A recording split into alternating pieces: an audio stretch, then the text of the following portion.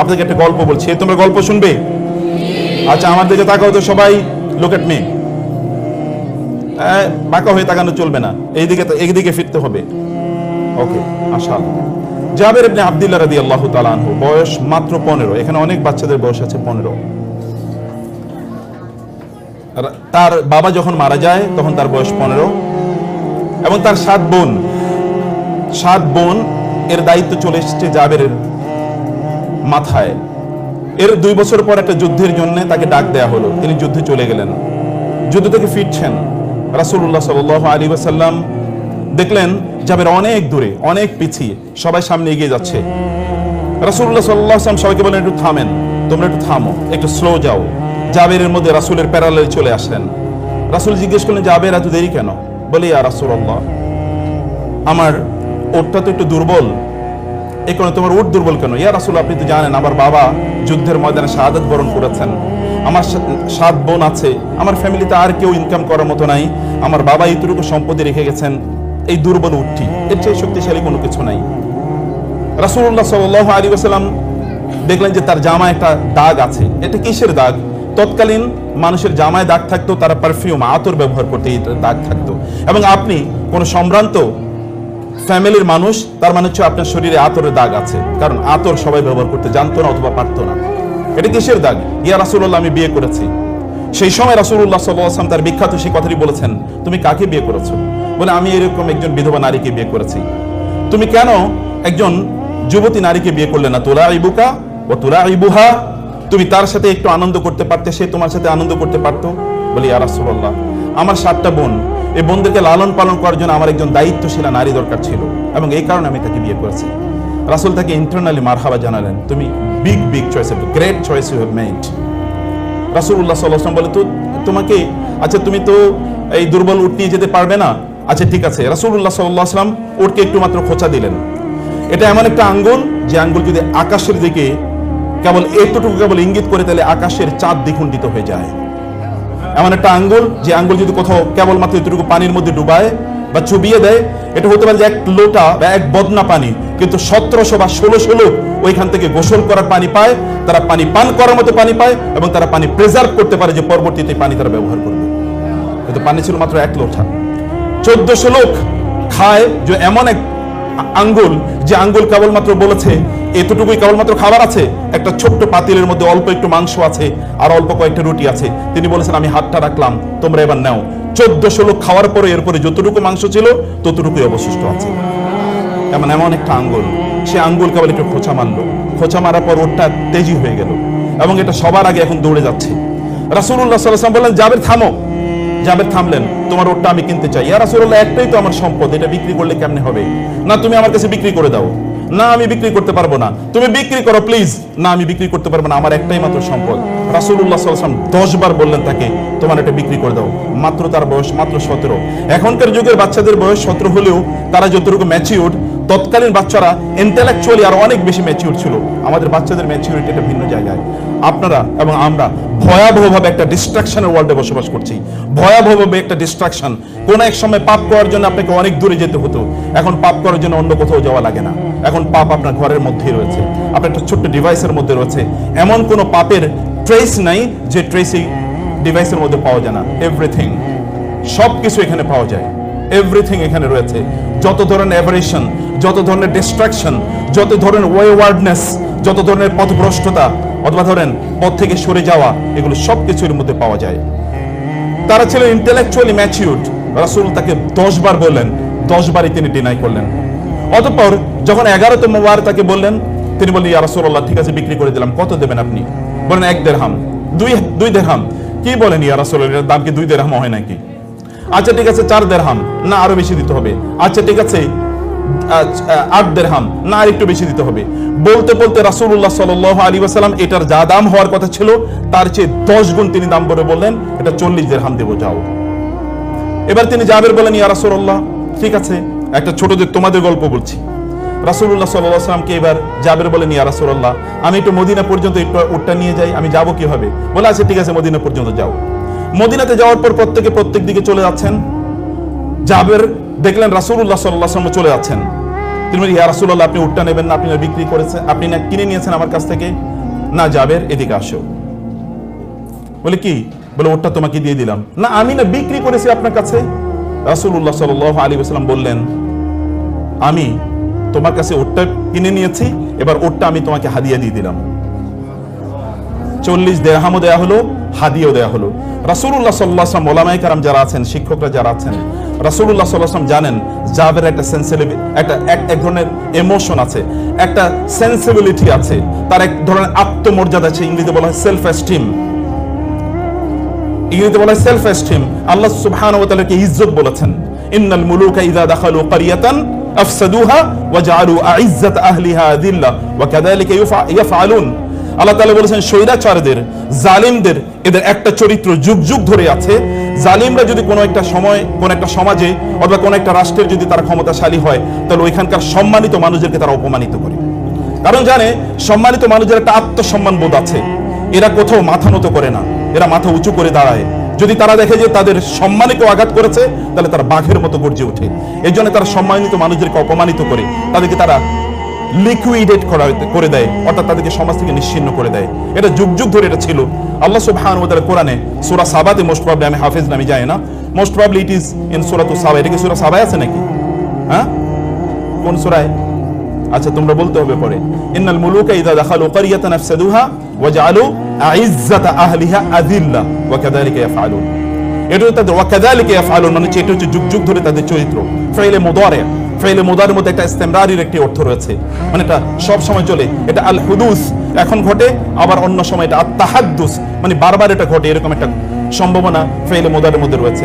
যাই হোক, আল্লাহ সুবহানাহু ওয়া তাআলা কিভাবে ছোটদের সাথে কিভাবে ট্রিট করতে হয়, এটি রাসূলুল্লাহ সাল্লাল্লাহু আলাইহি ওয়াসাল্লামের চরিত্রের মাধ্যমে আল্লাহ তাআলা দেখিয়ে দিলেন। আমি আপনাদেরকে বলবো, আপনাদের বাচ্চাদের সাথে সম্মানজনকভাবে, রেসপেক্টফুলি তাদের সাথে আচরণ করুন। রাসূল এমনি তাকে সাদাকা করে দিতে পারতেন, কিন্তু এতে জাবের আত্মসম্মানে আঘাত লাগতো।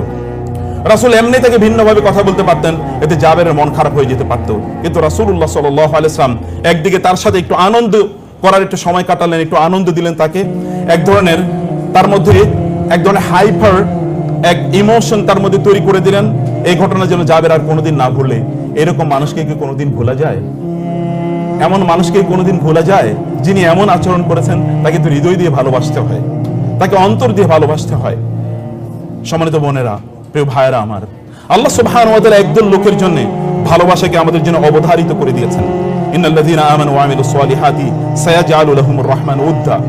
আপনার আরবিক ল্যাঙ্গুয়েজ যদি ভালো করে, বিশেষ করে কোরআনিক ল্যাঙ্গুয়েজ যদি অনেক ভালো করে স্টাডি করেন, তাহলে দেখবেন আল উদ এবং আল মুহাব্বা এর মধ্যে পার্থক্য রয়েছে। আল উদকে ইংরেজিতে বলা হয় ইন্টেন্স লাভ। এটা কোনো শরীয়তের বাধ্যতামূলক কোনো লাভ নয়, যে লাভটা আল্লাহ এবং আল্লাহর রাসূলকে করতে হয়। এটাকে বলা হয় মুহাব্বা। কুল ইন কুনতুম তুহিব্বুনাল্লাহ ফাত্তাবিউনি মান আহাব্বা লিল্লাহি ওয়া আবগাদা লিল্লাহি। আল মুতাহাব্বিউনা ফিল্লাহ মান আবগাদা লিল্লাহ ওয়া মান আহাব্বা লিল্লাহ ওয়া আবগাদা লিল্লাহ। আল মাহাব্বা এটা হচ্ছে শরীয়ী টার্ম, কিন্তু আল উদ এটা কোনো জিনিসের এগেনস্টে না, এটা কোনো জিনিসের বিনিময় না, এটা অন্তর থেকে উৎসারিত একটা গভীর ভালোবাসা। এই ভালোবাসা যেমন ভাবে আল্লাহ সুবহানাহু ওয়া তাআলা বলেছেন between the husbands and the wives, ওয়া মিন আয়াতিহি আন খালাকা লাকুম মিন আনফুসিকুম আজওয়াজান লিতাসকুনু ইলাইহা ওয়া জাআলা বাইনাকুম মাওয়াদ্দাতান ওয়া রাহমা। স্বামী এবং স্ত্রীর রিলেশনের কেমিস্ট্রি হচ্ছে আল্লাহ তাআলা বলেছেন আল মাওয়াদ্দা। মাওয়াদ্দা হচ্ছে ইন্টেন্স লাভ, একটা গভীর গভীর ভালোবাসা। আমাদের ভালোবাসা তো এখন অন্য জায়গায়। আমেরিকানদের একটা গল্প বলি। আমেরিকানরা তাদের স্ত্রীদের চেয়ে বেশি ভালোবাসে তাদের কলিগদেরকে, অথবা তাদের সেক্রেটারি, কোম্পানির যে সেক্রেটারি, এরকম একটা মেয়ে, ওই মেয়েকে স্ত্রীর চেয়ে বেশি ভালোবাসে। ইউরোপিয়ানরা তাদের স্ত্রীদের চেয়ে তাদের বেশি ভালোবাসা হচ্ছে তাদের ওই রাস্তাঘাটে যে সকল মেয়েরা আছে তাদেরকে।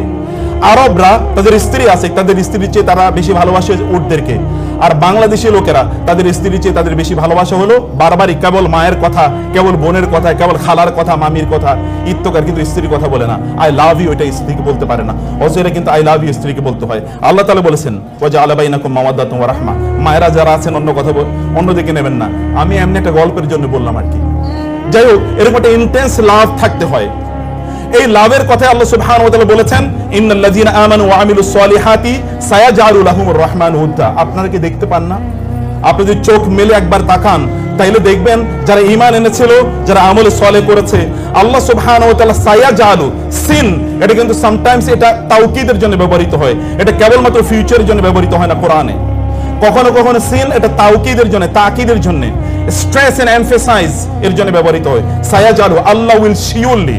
এন্ড ইয়াজালু শব্দটি জাআলা ইয়াজালু কোরআনে অনেক অর্থে ব্যবহৃত হয়, তোর মধ্যে একটা হচ্ছে রিপ্লেসমেন্ট, একটা রিপ্লেসমেন্ট। যেমন ইন্নী জাইলুন ফিল আরদি খলিফা, আমি জমিনে একজন প্রতিনিধিকে রিপ্লেস করতে যাচ্ছি, কারণ এর আগে জিন ছিল, জিনের পরিবর্তে আমি একটা নতুন রিপ্লেসমেন্ট এখানে করছি।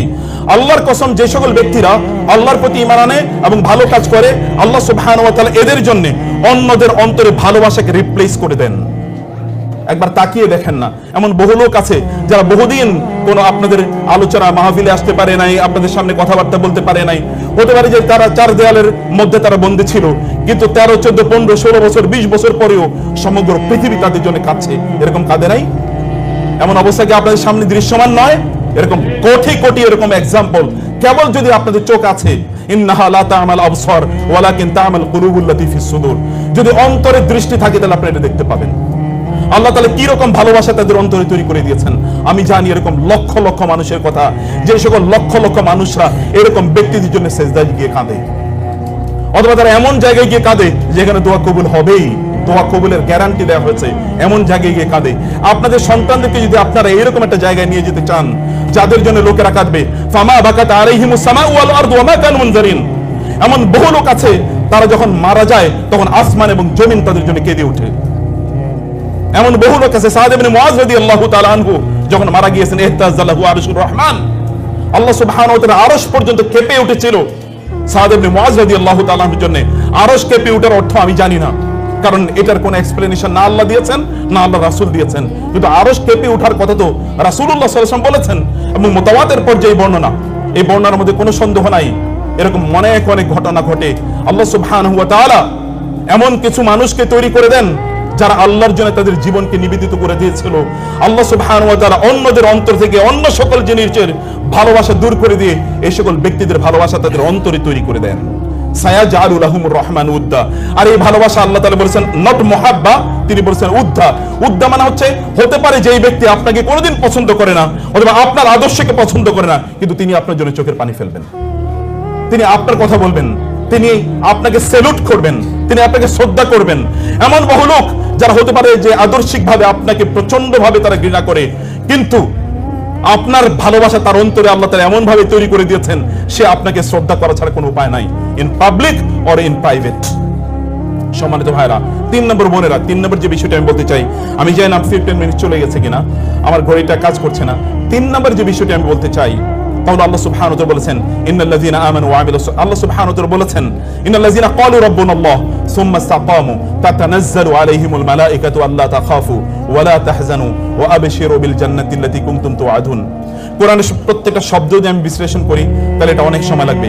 ইন্নাল্লাযীনা ক্বালু রাব্বুনাল্লাহ সুম্মা ইসতাকামু, আমি শুধু তাতানাজ্জালু শব্দটি বলি। তাতানাজ্জালু এটা বাবুত তাফাউল, এটা বাবুত তাফাউল, বাব তাফঈল, বাব ইফআল, অথবা যদি আমরা বলি বাব নাসারা অথবা দরাবা, যেটাকে আমরা মডার্ন ইংলিশ, মডার্ন আরবিক এটাতে বলি ফ্যামিলি নাম্বার 1, এটা হচ্ছে ফ্যামিলি নাম্বার 6। ফ্যামিলি নাম্বার 6 এ কোরআনে যত শব্দ এসেছে সবগুলো শব্দের মধ্যে কাসরাত রয়েছে, কাসরাত মানে অনেক বেশি। যেমন তানাজ্জালুল মালাইকাতু ওয়ার রূহু, তাতানাজ্জালু আলাইহিমুল মালাইকাতু, এখানে আলিফ লাম এটা কখনো কখনো লিল ইস্তিগরাক অথবা লিল কাসরা, একটা কমিউনিটিকে বোঝানোর জন্য ব্যবহৃত হয়। যেই সকল ব্যক্তিরা তারা ঈমান এনেছে, ঈমানের উপর তারা শরীয় ছিল, আল্লাহ সুবহানাহু ওয়া তাআলা বলেন এদের মৃত্যুর সময় বিশাল সংখ্যক ফেরেশতা তাদের উপর এসে নাজিল হয়, তাতানাজ্জালু আলাইহিমুল মালাইকা, এবং ফেরেশতারা এসে তাদেরকে বলে আল্লাহ তাখাফু ওয়া লা তাহজানু ওয়া আবশিরু বিল জান্নাহ। আল্লাহ তাখাফু, তাখাফু এবং তাহজানু, তোমাদের কোনো ভয় পাওয়ার কোনো কারণ নাই, অতীতের যা তোমরা করেছো এর জন্য কোনো ভয় পাওয়ার কোনো কারণ নাই।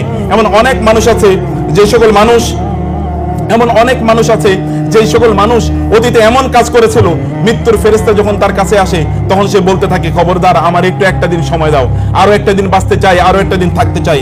এটা বলে আল খাউফ। এবং দুই হচ্ছে আল হাজান অথবা আল হুজন। হুজন মানে হচ্ছে ভবিষ্যৎ সম্পর্কে আপনার টেনশন, আমি যা আকাম করছি অতীতে এটার জন্য জানি কি যেন হয়, কি যেন হয়, ভবিষ্যতে যেন আল্লাহর সামনে গিয়ে কিভাবে দাঁড়াতে হয়, এইরকম একটা পরিস্থিতিতে ফেরেশতারা এসে তাদের কাছে বলে, আপনি হয়তো মা, তার পাশে আপনি দাঁড়িয়ে কাঁদছেন, আপনি বাবা কাছে কাঁদছেন, আপনার সন্তানরা আপনার মৃত্যুর সময় কাঁদছে এবং আত্মীয়স্বজন কাঁদছে, কিন্তু আপনি হাসছেন। কেন হাসছেন জানেন? কেন? আপনি কিন্তু মৃত্যু অথবা মৃত্যুর দুয়ারে আপনি দাঁড়িয়ে আছেন, আপনি হাসছেন আর অন্যান্যরা কাঁদছে। কেন আপনি হাসেন জানেন? কারণ ফেরেশতারা এসে আপনাকে বলেছে লা তাখাফু ওয়া লা তাহজানু। 3 নম্বরে আপনার সামনে জান্নাত উপস্থাপন করা হয়েছে, ওয়া আবশিরু বিল জান্নাহ, এবং তাকে জান্নাতের সুসংবাদ দাও। নাহনু আউলিয়াউকুম ফিল হায়াতিদ দুনিয়া ওয়া ফিল আখিরাহ, তোমাদের বন্ধু ছিলাম আমরা দুনিয়াতে এবং আখিরাতে তোমাদের বন্ধু আমরা। রাসূলুল্লাহ সাল্লাল্লাহু আলাইহি ওয়াসাল্লাম বললেন, তুআদু আর রূহু ফি জাসাদিহি, ব্যক্তি যখন মারা যায় তখন তার রূহটা তার শরীরে ফিরিয়ে দেওয়া হয় এবং তাকে তখন ফেরেশতারা এসে তাকে প্রশ্ন করে, 4টি প্রশ্ন করে, এবং চতুর্থ প্রশ্নটি 3টি প্রশ্ন আমরা সবাই মুখস্থ জানি। চতুর্থ এবং সহিহ হাদিস, এটা হাসান আল আরনাউত তিনি, শোয়েব আল আরনাউত তিনি বলেছেন হাদিসটি সহিহ। ইমাম আহমদ ইবনে হাম্বল তার মুসনাদে হাদিসটি বর্ণনা করেছেন। তিনি বলেছেন রাসূলুল্লাহ সাল্লাল্লাহু আলাইহি ওয়াসাল্লাম উপর বললেন, ফেরেশতারা তাকে 4 নম্বর প্রশ্নই করবে, ওয়ামা ইলমুকা, কি ধরনের জ্ঞান অর্জন করেছো আপনাদের বাচ্চাদের ব্যাপারে, এই কথাটি কি জ্ঞান অর্জন করেছো? তখন সে বলবে, ক্বারাআতুল কুরআনা ফাআমানতু বিহি ওয়া সাদ্দাকতু, আমি কোরআন তেলাওয়াত করেছিলাম, কোরআন পাঠ করেছিলাম, কোরআনের উপর ঈমান এনেছি এবং কোরআন যা বলেছে আমি তাকে সত্যায়ন করেছি, আমি তা নিজের জীবনে বাস্তবায়ন করেছি, সেটা প্রচার এবং প্রসার করেছি এবং তার উপর আমি বিশ্বাস স্থাপন করেছি, আমি এর কোনো অন্যথা করি নাই। তখন আসমান থেকে ফায়ুনাদি মুনাদিন ফিস সামা, তখন আসমান থেকে চিৎকার করে জানিয়ে দেওয়া হবে, আন সাদাকা আবদি, আমার বান্দা সত্য বলেছে। এই কথা মহান আল্লাহ সুবহানাহু ওয়া তাআলা বলেন, আমার বান্দা যা বলেছে সত্য বলেছে। আফরিশুহু মিনাল জান্নাহ ওয়া আলবিসুহু মিনাল জান্নাহ, তাকে জান্নাতের একটা বিছানা তার জন্য তৈরি করে দাও এবং তাকে জান্নাতের পোশাক তাকে পরিধান করিয়ে দেয়া হোক এবং তার জন্য জান্নাতের একটা দরজা তার জন্য উন্মুক্ত করে দেওয়া হয়। এই দরজা দিয়ে সে তখন জান্নাত দেখতে পায়। জান্নাতের রাওহিহি, কোরআনে হাদিসে এসে তারপরে তার কাছে আসে মির রাওহিহা ওয়া তুইবিহা, জান্নাতের সুগন্ধি এবং জান্নাতের যে সুরম্য অট্টালিকাগুলো, এগুলো সে দেখতে পায়। এখানকার নেয়ামত তার কাছে আসতে থাকে। এরকম একটা অবস্থা এই সকল ব্যক্তির জন্য তৈরি হয়। সম্মানিত ভাইয়েরা এবং বোনেরা, আপনারা যদি আপনাদের সন্তানদেরকে চান এরকম মানুষে তারা পরিণত হোক, পৃথিবী ব্যাপী আল্লাহ সুবহানাহু ওয়া তাআলা তাদের অন্যদের অন্তরে এদের ভালোবাসা তৈরি করে দেয়, এরা সফল হোক এবং এরা যখন আল্লাহ সুবহানাহু ওয়া তাআলার সামনে যখন যাবে তখন এরা এলিট হিসাবে, অ্যারিস্টোক্রেটিক হিসাবে, নোবেল হিসাবে, সম্ভ্রান্ত মানুষের মতো তারা আল্লাহর সামনে দাঁড়াবে অথবা আপনারা আল্লাহর সামনে দাঁড়াবেন। এরকম অবস্থায় তাহলে অবশ্যই আপনাদের নিজেদেরকে সিদ্ধান্ত নিতে হবে, 15 সেকেন্ডের ওই সময়ে আপনার সন্তানকে নিয়ে আপনি যা চিন্তা করেছিলেন না, সেটিকে নিয়ে আপনি ভাবুন, সেটিকে আপনি করতে থাকুন, সেই পথে আপনি অব্যাহতভাবে চলুন। আশা করছি তানজিমুল উম্মাহ সেই পথে আপনাদেরকে পরিচালিত করছে এবং আল্লাহ সুবহানাহু ওয়া তাআলা এখানকার ম্যানেজমেন্টকে সেই তৌফিক দান করুন, আল্লাহুম্মা আমিন।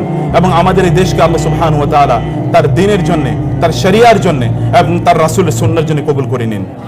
এখানকার উলামায়ে কেরামদের আল্লাহ তাআলা মর্যাদা অনেক অনেক বাড়িয়ে দিন এবং আল্লাহ সুবহানাহু ওয়া তাআলা তাদেরকে ডিভাইন হেফাজতের মাধ্যমে তাদেরকে হেফাজত প্রদান করুন। যারা দ্বীনের দাওয়াতি কাজ করছেন তাদের কথাকে আল্লাহ তাআলা এবং তাদের আওয়াজকে আল্লাহ সুবহানাহু ওয়া তাআলা বলিষ্ঠ করে দিন, তাদের সাহসিকতাকে আল্লাহ তাআলা বাড়িয়ে দিন, তাদের মর্যাদাকে আল্লাহ তাআলা শক্তিশালী করে দিন এবং তাদের মাধ্যমে যেন সমাজ পরিচালিত হয় এমন একটা সিচুয়েশন এবং অবস্থা আল্লাহ তাআলা তৈরি করে দিন। থ্যাংক ইউ ভেরি মাচ, জাযাকুমুল্লাহ খায়র। আপনারা অনেকটুকু সময় দিয়েছেন, আপনাদেরকে আল্লাহ তাআলা অনেক কল্যাণ দান করুন এবং তানজিমুল উম্মাহ ম্যানেজমেন্টকে আমি সম্মানিত চেয়ারম্যান এবং সম্মানিত প্রিন্সিপাল এবং অন্যান্যদের যারা আছেন তাদের প্রত্যেককে কৃতজ্ঞতা জানাচ্ছি আমাকে এখানে দাওয়াত দেওয়ার জন্য এবং সুযোগ করে দেওয়ার জন্য কিছু কথা আপনাদের সাথে শেয়ার করার। আল্লাহ সুবহানাহু ওয়া তাআলা সবাইকে অনেক অনেক কল্যাণ দান করুন, আমিন। হাযা ওয়া সাল্লাল্লাহু সুবহানাহু ওয়া তাআলা নবিয়ানা মুহাম্মদ ওয়া আলিহি ওয়া সাহবিহি আজমাইন। সুবহানাকাল্লাহুম্মা ওয়া বিহামদিকা আশহাদু আল্লা ইলাহা ইল্লা আনতা আস্তাগফিরুকা ওয়া আতুবু ইলাইক। ওয়া আসসালামু আলাইকুম ওয়া রাহমাতুল্লাহি ওয়া বারাকাতুহু।